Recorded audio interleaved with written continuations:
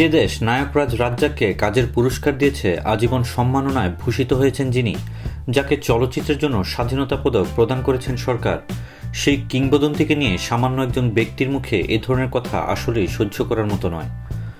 বদিউল আলম খোকন, তার এত বড় সাহস হলো কিভাবে? আসলেই মেনে নিতে অনেক কষ্ট হচ্ছে। আমি ব্যক্তিগতভাবে এর তীব্র নিন্দা জানাচ্ছি। সেই সঙ্গে দোষীর বিরুদ্ধে রাষ্ট্রদ্রোহ মামলা হওয়া উচিত বলে মনে করছি। সম্প্রতি নায়করাজ রাজ্জাককে নিয়ে চলচ্চিত্র পরিচালক সমিতির মহাপরিচালক বদিউল আলম খোকনের আপত্তিকর মন্তব্যের জেরে এসব কথা বলেছেন কয়েকবার জাতীয় চলচ্চিত্র পুরস্কার জয়ী নির্মাতা কাজী হায়াৎ। সোমবার দুপুরে আলাপে কাজী হায়াৎ আরও বলেন, রাজ্জাক জীবনের শেষ সময় পর্যন্ত চলচ্চিত্রের জন্য নিজেকে বিলিয়ে দিয়েছেন। তিনি এখন জীবনের শেষ সময়ে দাঁড়িয়ে আছেন। মৃত্যুর আগে তিনি জানছেন আমরা কত বড় অকৃতজ্ঞ, বেঈমান। আমরা তার কাজকে স্বীকৃতি দিতে পারলাম না। আমরা যারা এই জীবন্ত কিংবদন্তিকে নিয়ে বিরূপ মন্তব্য করছি, আমরা নিজেরাই জানি নায়করাজ রাজ্জাকের কাছে আমরা কিছুই নই। তারপরও গুণী এই ব্যক্তিকে আমরা টেনে হিঁচড়ে নর্দমায় নামানোর চেষ্টা করছি। ত্রাসের নির্মাতা কাজী হায়াৎ প্রশ্ন রেখে বলেন, কিন্তু এতে কি কোনো লাভ হচ্ছে? বরং আমাদের নাকেই তো চুনের দাগ লাগছে। এমনকি পুরো চলচ্চিত্র সমাজকে কলঙ্কিত করা হচ্ছে। হাতে গোনা কয়েকজন নিন্দুকের জন্য আজ পুরো জাতির মাথা হেট হয়ে যাচ্ছে। জীবন্ত এই কিংবদন্তিকে নিয়ে যারা সমালোচনায় ব্যস্ত, তাদের অর্জনের ঝুলিতে লক্ষ্য করলে দেখা যাবে জিরো।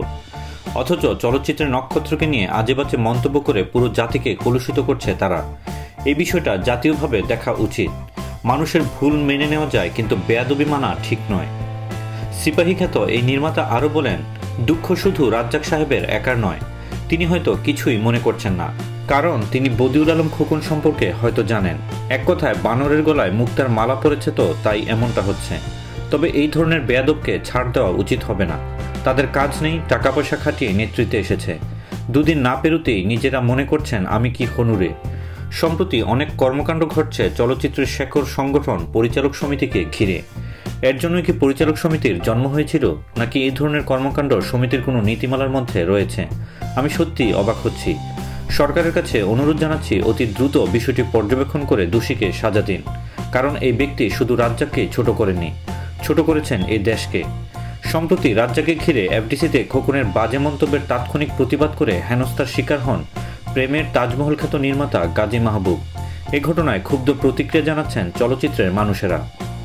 প্রিয় দর্শক, আপনিও কি পরিচালক কাজী হায়াতের সঙ্গে একমত? তাহলে কমেন্ট করে আপনার মতামত জানিয়ে দিন। আর অবশ্যই লাইক দিতে এবং সাবস্ক্রাইব করতে ভুলবেন না।